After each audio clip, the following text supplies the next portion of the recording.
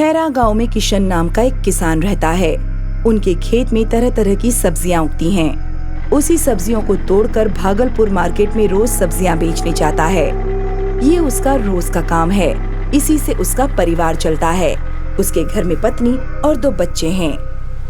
भारी बारिश का महीना है। सुनिए जी, आज जल्दी घर आ जाइएगा और केक लेकर आइएगा, क्योंकि आज गुड़िया का बर्थडे है। देर मत कीजिएगा। अरे बिल्कुल, देर कैसे कर सकता हूँ। आज मैं फटाफट आ जाऊंगा और जल्द से जल्द आऊंगा। होलसेल के रेट में सब्जियां दे दूंगा और तुम्हारे लिए साड़ियाँ भी लेकर आऊंगा। और मछली भी ले लीजिएगा। मैं सब मेहमान को इनवाइट कर देती हूँ। इनका यही काम है। इसी से इनका पेट भरता है। किशन ने टेम्पो स्टार्ट किया और चला गया। सब्जी ले लो, ताजा सब्जी 40 रुपए किलो। वो जल्दी जल्दी सब्जियों को बेचकर घर जाना चाहता था, लेकिन शाम हो गई। सारी सब्जियां बिक गईं। वो मांस की दुकान पर गया। 2 किलो मांस देना। कैसे किलो है? 300 रुपए किलो है। दे दो 2 किलो, कम मत तोलना। हाँ, वो टेम्पो लेकर जा रहा था कि अचानक गाड़ी का टायर पंक्चर हो गया। आसपास कोई बनाने वाला नहीं दिख रहा है। लगता है पैदल ही जाना पड़ेगा। किशन पैदल जाकर एक कारीगर को लेकर आया। उसने टेम्पो ठीक किया, लेकिन टेम्पो को ठीक करते करते काफी रात हो गई। किशन को कॉल पर कॉल आ रहा था, क्योंकि रात के 12 बज चुके थे। तभी किशन का फोन बज उठा। किशन ने फोन उठाया। फोन उसकी वाइफ का था। हेलो, आ रहा हूँ, बस रास्ते में हूँ। मैंने आपको 12 बजे से पहले आने को बोला था। आप अब तक नहीं आए। केक काटना है गुड़िया का। एक तो मैं लेट हो चुका हूँ। स्पीड में गाड़ी चलाते हुए जल्दी से पहुँच रहा हूँ। वैसे भी रोड सुनसान है, इसलिए और जल्दी पहुँच जाऊंगा। तुम फोन रखोगी तो ही मैं जल्दी आ पाऊंगा ना। गाड़ी चलाने से ध्यान भटक गया तो मेरा एक्सीडेंट हो सकता है, इसलिए जल्दी से तुम फोन रख दो। सॉरी जी। टेम्पो जैसे ही आगे बढ़ा, सामने एक औरत बीच रोड पर खड़ी थी। उसने घूंघट डाल रखा था। उसका चेहरा नहीं दिख रहा था। अरे ये कौन है? कौन मरने के लिए इतनी रात को अपनी औरत छोड़ गया है? हे भगवान। आखिर किशन ने न चाहते हुए ब्रेक लगाया। गाड़ी अचानक से रुकी। वो औरत लिफ्ट मांग रही है। उसने देखा कि औरत अकेली है और बारिश बहुत जोर की हो रही है। आखिर इतनी रात को अकेली औरत कहाँ जाएगी? बीच सड़क पर क्यों खड़ी हो गई हो? क्या मरने का इरादा है? वो औरत जोर जोर से रोने लगी। आखिर तुम्हें कहाँ जाना है बताओ, मैं तुम्हें रास्ते में छोड़ दूंगा। वो औरत कुछ नहीं बोली और आकर टेम्पो में बैठ गई। किशन उसी स्पीड से जीप चलाते हुए घर पहुंचा। घर से सब लोग आकर पूछने लगे, कौन है ये औरत कौन है? ये औरत कौन है? किसको घर लाए हो? वहाँ पर काफी लोग इकट्ठा थे। पता नहीं कौन है बेचारी। बारिश में रोड पर भीग रही थी और बहुत जोर जोर से रो रही थी। शायद गरीब है। कुछ खाने पीने के लिए दे दो और इसको कहीं काम पर लगवा दो। अच्छा ठीक है, आओ जल्दी आप तैयार हो जाओ। केक काटना है और तुम मेरे साथ किचन में आओ। औरत उतरी और मांस लेकर अंदर चली गई और मालती उसे किचन में लेकर गई। जल्दी से मांस बना लो। केक काटने के बाद सबको खाना खाना है। मैं तैयार हूँ, चलो केक काटते हैं। सबने केक खाया। केक काटने के बाद किचन में आकर मालती ने देखा तो वो हड़बड़ा गई, क्योंकि चुड़ैल कच्चा मांस खा रही थी और उसका चेहरा भी साफ नजर आ रहा था, जो कि राक्षस के जैसा हो गया था। मालती चुपचाप वहाँ से निकल गई और पेट्रोल का डब्बा लेकर आई। उस चुड़ैल के ऊपर मालती ने पेट्रोल फेंक दिया। आज मैं तुम सबको खा जाऊंगी। अच्छा, खा कर दिखाओ मुझे। जैसे ही चुड़ैल आगे बढ़ी, मालती ने माचिस की तीली लगा दी। वो चुड़ैल जलते हुए जंगल की तरफ भागी। अगर वो रह जाता तो शायद सारे इंसानों को कच्चा खा जाती। ट्रक चलाता है। वो 45 साल के लगभग का मोटा व्यक्ति है। वो माल लेकर लंबी दूरी तक जाता है। आज माल लेकर गाजियाबाद जाना है। ट्रक में जानवर चढ़ाए जा रहे हैं। इनकी दुर्गंध से तो सांस लेना मुश्किल है, और फिर इतनी दूर जाना है। भाई जी, आज तो मुझे आपके साथ गाड़ी पर जाना है। जतीन और छोटू गाड़ी लेकर 12:01 तक गाजियाबाद के लिए निकलते हैं और लगभग 2 घंटे बाद चाय पीने के लिए रुकते हैं। छोटू, एक बार गाड़ी में हवा पानी चेक कर ले और जानवर भी देख ले। कोई मर तो नहीं गया?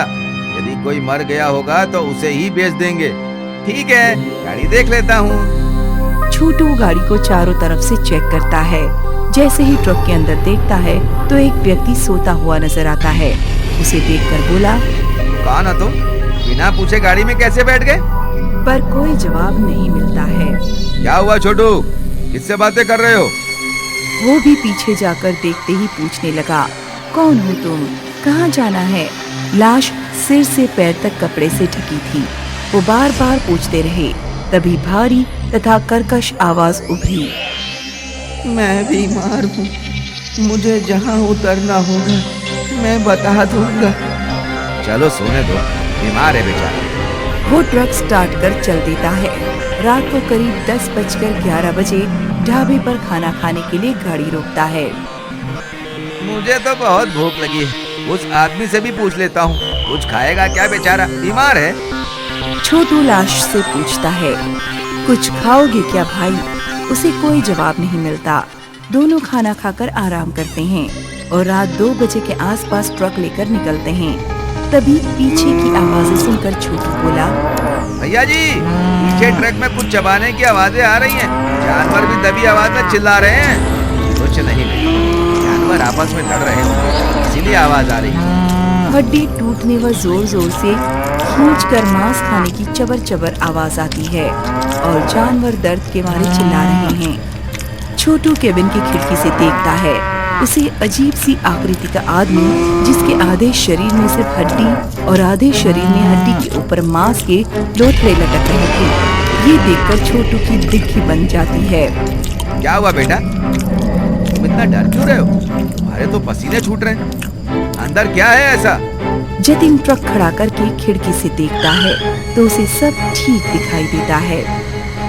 छोटू, तुमने अंधेरे में जानवरों के उछलने और गिरने की आवाज सुनी होगी और परछाई देखी होगी। डरो मत। भैया जी, मुझे ट्रक में कुछ ठीक नहीं लग रहा है। जानवर बहुत अजीब आवाज में चिल्ला रहे हैं, जैसे किसी चीज से डर रहे हैं।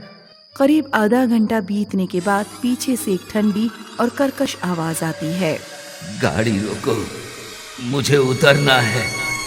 थोड़ी देर रुको, बस्ती के पास पहुंचकर रोक देता हूँ, नहीं तो तुम्हें पैदल दूर तक चलना पड़ेगा। कहा ना, अभी गाड़ी रोको।